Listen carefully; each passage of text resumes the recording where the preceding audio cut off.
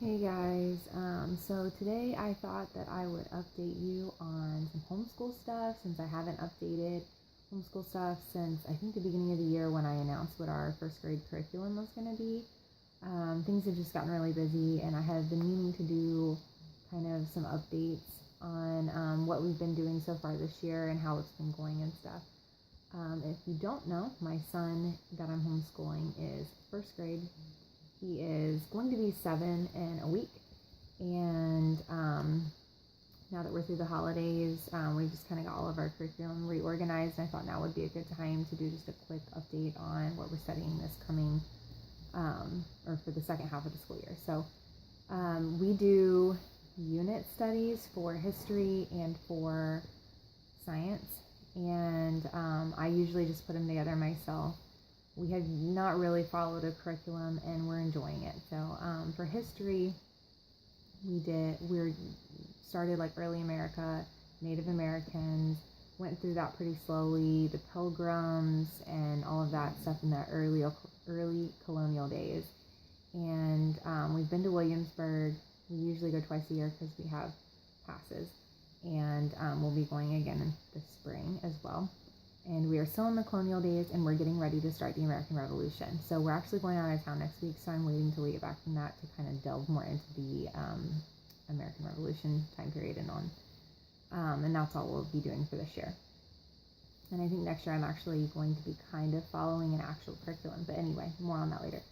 As far as science goes, we were pretty light with science in the fall. He had some science classes, we did lots of science experiments and things like that, but we didn't really follow an actual curriculum. And I kind of did that last year too. And then in the spring into the summer, we were really good about having our unit studies. So I'm trying to be more purposeful about doing that this year as well. And we're going to be doing habitats the rest of the year. And our first habitat is going to be ocean, sea life stuff. So I have gotten our unit stuff together for that, all the books for that, and we do kind of, I guess it's like Charlotte Mason style, where it's we're not strict at all, but where it's we use a lot of living books and not a lot of textbook stuff. My son has a very short attention span and he's very active, and he's, like I said, turning 7, and he just cannot sit through boring textbooks. So we do a lot of picture books, and he loves it and he learns really well that way. So I'm going to turn this around, show you what we have for this unit study. I just hope it's helpful to somebody out there. I know I watch a lot of videos like that, so here we go. So here's let me stand up so I can get all of the books in. This is our books that we're going to be doing for our ocean life, and I'm going to start over here on the left. And this is up here. This one is Seabird. I don't know if you guys have heard of Paddle to the Sea, which I should have gotten out, but anyway, it's another book. It's kind of like a geography-based book that follows, in this one, it follows the life of this seagull, and we do a chapter a day, and they have these nice pictures and illustrations, and it's just really interesting, and there's a map at the end that shows you the journey that the seagull has taken. So, or in the first one, Paddle to the Sea, which we did in the fall when we were studying Native Americans, so it happened to coincide really well. My son absolutely loved that book. I didn't think he would like it that much, but he loved it. So I'm looking forward to this to go along with our normal geography we do. And then we have the Usborne World of Animal book. This is beautiful. I don't know. We have a lot of Usborne books. I'm a consultant, so we have quite a few of them. They are just gorgeous, kind of an encyclopedia style book that goes over all the different animals and habitats and stuff. So there's a whole section in here on ocean, I don't know if I can find it, ocean life, there it is, and it's got parts about seals and stuff as well, but I thought that would be fun for him. He loves this book, and he loves encyclopedias and stuff like that. So we'll be working through that. These are kind of our fun picture books. This is called Humphrey the Lost Whale, based on a true story about a whale that swims up in, I think it's the San Francisco Bay, and and just a cute little picture book. We obviously haven't read this yet, so I will let you know at the end of our unit what, I'll do a review on all these books, but I think that will be fun for him. And I really like this, just what I looked through. We got this at the library. This is called Water Sings Blue, and it's just a bunch of ocean themed poems. And we try to do a poem a week and kind of like just practice memorizing it. I feel like just reading poems to your kids is a good idea. And the watercolor illustrations in here are just really pretty. So I have actually really enjoyed some of the poems I've read already. Over here we have the One Small Square books, and we have the Coral Reef and the Seashore. We have a whole set of these, and these are just beautiful books. Lots of good information, lots of just wonderful illustrations, and we'll be working through these. So there's 2 of those.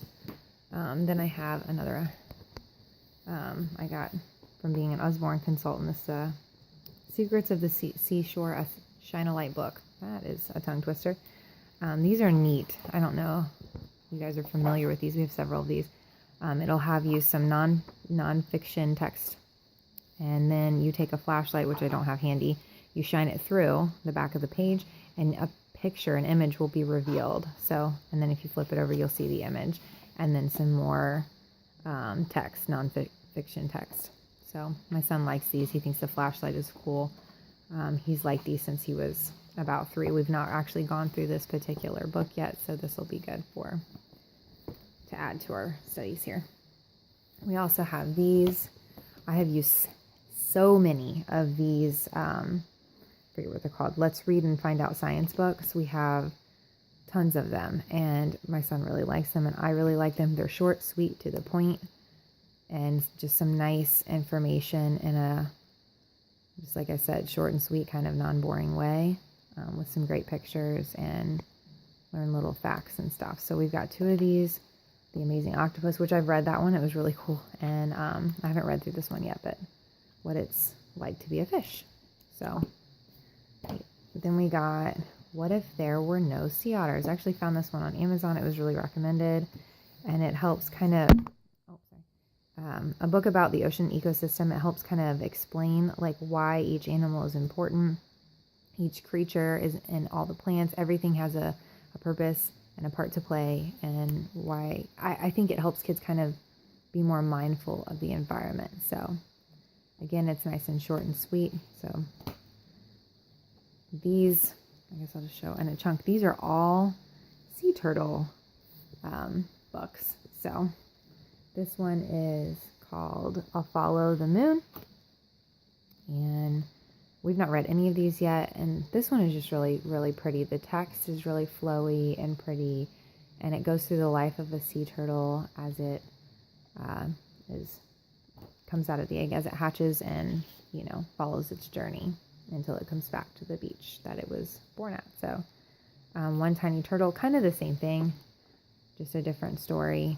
All of the trials they face, and it's really interesting to me, and I'm hoping my son gets enjoyment out of it. So same deal. This one is more of a story,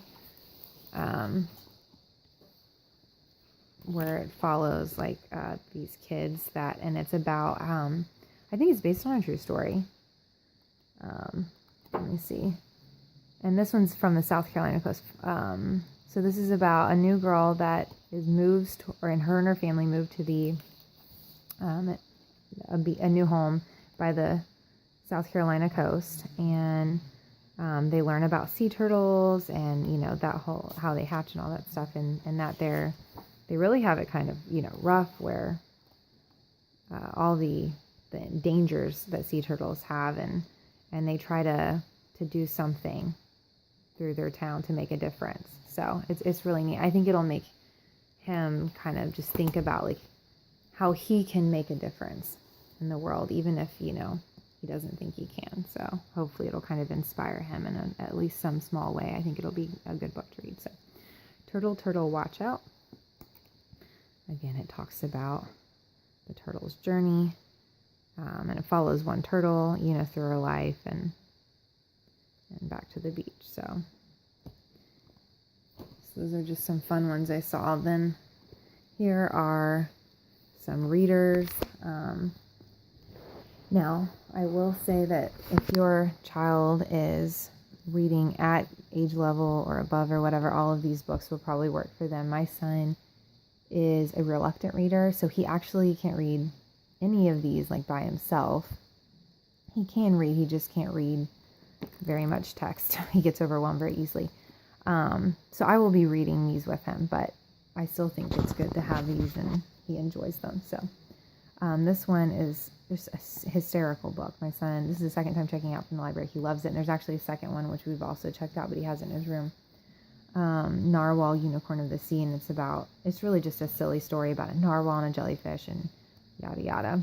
But the best part, and the reason I'm including it in this, is they do have, if I can find it, little pieces, they're yellow, let me find it, there we go, of facts. You know, this one's about a group of jellyfish is called a smack. Jellyfish have been around for millions of years, even before dinosaurs. The sting from some jellyfish can be deadly for humans, blah, blah, blah. And it's got all this, you know, in the center section, all this good information about narwhals, jellyfish, and other sea creatures. And I really like that. So, because he thinks these books are just the greatest thing ever. So, Wild Kratts. So he can read some of this, but I'll be reading it with him as well. And this is another Usborne book, a beginning reader book called Under the Sea. And it's just got some good facts, nonfiction, pretty pictures. So we'll be bite-sized chunks, you know, good for his short attention span. We'll be going through that one. And Eric Carle's A House for Hermit Crab, which is a story a lot of people are probably familiar with. So be working through that one too. So those are the gists of them. So I just wanted to show you guys everything, and I don't know if this will be helpful or not, but there's some good books that we're going to use for our unit study. At the end of our unit, we'll be moving on to the next habitat, which I think we're going to be doing jungle after this, or rainforest. So I will try to put up a video about our books for that one as well. And I will also try to review these books that you see in front of you here. So thank you. Hope you all have a good day.